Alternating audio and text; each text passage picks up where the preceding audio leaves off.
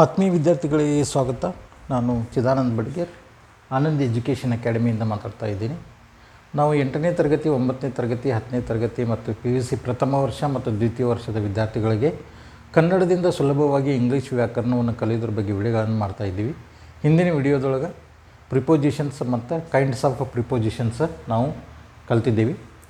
ಈಗ ಆ prepositions of ಅನ್ನುವಂಥ ಪ್ರಿಪೋಸಿಷನ್, ಆಫ್ ಅನ್ನುವಂಥ ಪ್ರಿಪೋಸಿಷನ್ ಯಾವ ರೀತಿ ಯೂಸ್ ಆಗ್ತದೆ.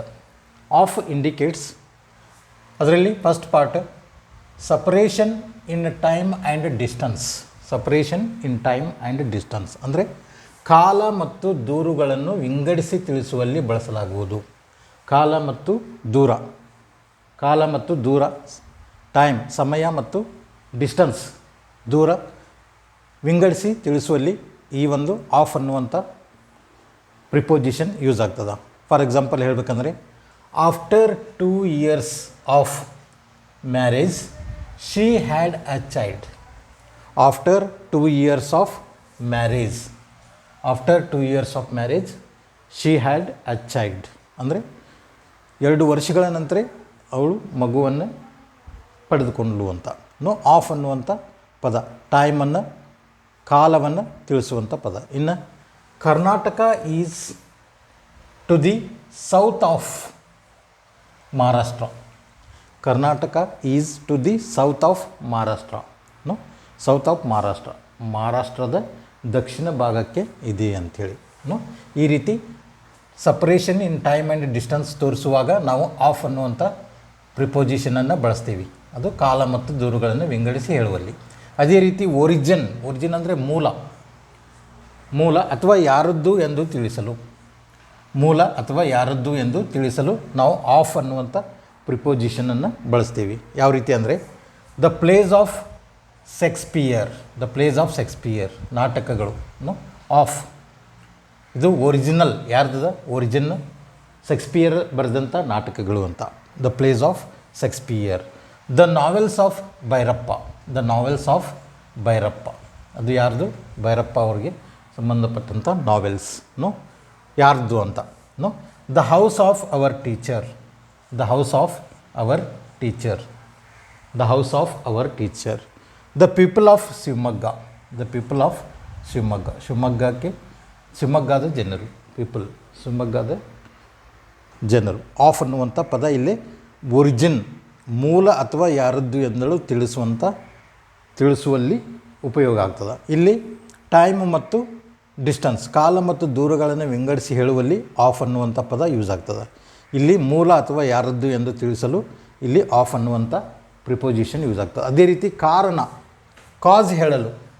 ಹೇಳಲು ಆಫ್ ಅನ್ನುವಂಥದ್ದು ಯಾವ ರೀತಿ ಪ್ರಿಪೋಸಿಷನ್ ಯೂಸ್ ಆಗ್ತದೆ. She died of grief. Then she was full of joy. Then he is frightened of girls. He is afraid of the police. ಇಲ್ಲಿ ಆಫ್ ಅನ್ನುವಂಥ ಪದ ಕಾರಣ ಹೇಳಲು ಉಪಯೋಗ ಆಗ್ತದೆ. ಅದೇ ರೀತಿ ಕನೆಕ್ಷನ್ ಆ್ಯಂಡ್ ರಿಲೇಷನ್, ಸಂಬಂಧ ತಿಳಿಸಲು ಉಪಯೋಗಿಸುವಂಥ ವಾಕ್ಯಗಳಲ್ಲಿ ಆಫ್ ಅನ್ನುವಂಥ ಪದ ಯೂಸ್ ಆಗ್ತದೆ. ಫಾರ್ ಎಕ್ಸಾಂಪಲ್ ಹೇಳಬೇಕಂದ್ರೆ, this is the 1st of August. The leg of the table. Table is the call. The brother of Devarata. The lover of Juliet. ಈ ರೀತಿ ಕನೆಕ್ಷನ್ ಆ್ಯಂಡ್ ರಿಲೇಷನ್, ಸಂಬಂಧ ತಿಳಿಸಲು ಇವುಗಳನ್ನು ಉಪಯೋಗಿಸ್ತದೆ ಇಲ್ಲಿ ಆಫ್ ಅನ್ನೋದು. ಅದೇ ರೀತಿ ವೇಟ್ಸ್ ಆ್ಯಂಡ್ ಮೇಜರ್ಸ್, ತೂಕ ಮತ್ತು ಅಳತೆ ತೋರಿಸಲು ಉಪಯೋಗಿಸುವಂಥ ವಾಕ್ಯಗಳಲ್ಲಿ ನಾವು ಆಫನ್ನು ಯಾವ ರೀತಿ ಉಪಯೋಗ ಮಾಡ್ತೀವಿ. A piece of chalk. I drink a litre of milk. He sold 10 meters of cloth. She sang a lot of songs. ಇದು ನೋಡಿ, ಆಫ್ ಅನ್ನುವಂಥ ಒಂದು ಪ್ರಿಪೋಸಿಷನ್ನ ಯಾವ ರೀತಿ ವಾಕ್ಯಗಳಲ್ಲಿ ಯಾವ್ಯಾವ ಸಂದರ್ಭದಲ್ಲಿ ಯಾವ್ಯಾವ ಕಾರಣಕ್ಕಾಗಿ ಅದನ್ನು ಉಪಯೋಗ ಆಗ್ತದೆ ಅನ್ನೋದನ್ನು. ಇಲ್ಲಿ ಮೊದಲನೇದು ಬಂದು ಕಾಲ ಮತ್ತು ದೂರಗಳನ್ನು ವಿಂಗಡಿಸಿ ತಿಳಿಸುವಲ್ಲಿ ಉಪಯೋಗ ಆಗ್ತದೆ. ಅದೇ ರೀತಿ ಮೂಲ ಅಥವಾ ಯಾರದ್ದು ಎಂದು ತಿಳಿಸಲು ಬಳಸುವಂಥ ವಾಕ್ಯಗಳಲ್ಲಿ ಅದು ಯೂಸ್ ಆಗ್ತದೆ. ಅದೇ ರೀತಿ ಕಾರಣ ಹೇಳಲು ಕಾಸ್ ಹೇಳಲು ಉಪಯೋಗಿಸುವಂಥ ವಾಕ್ಯಗಳಲ್ಲಿ ಆಫ್ ಅನ್ನುವಂಥ ಪ್ರಿಪೋಸಿಷನ್ ಯೂಸ್ ಆಗ್ತದೆ. ಅದೇ ರೀತಿ ಕನೆಕ್ಷನ್ ಆ್ಯಂಡ್ ರಿಲೇಷನ್ ಸಂಬಂಧ ತಿಳಿಸಲು ಉಪಯೋಗಿಸುವಂಥ ವಾಕ್ಯಗಳಲ್ಲಿ ಆಫ್ ಅನ್ನುವಂಥ ಪ್ರಿಪೋಸಿಷನ್ ಯೂಸ್ ಆಗ್ತದೆ.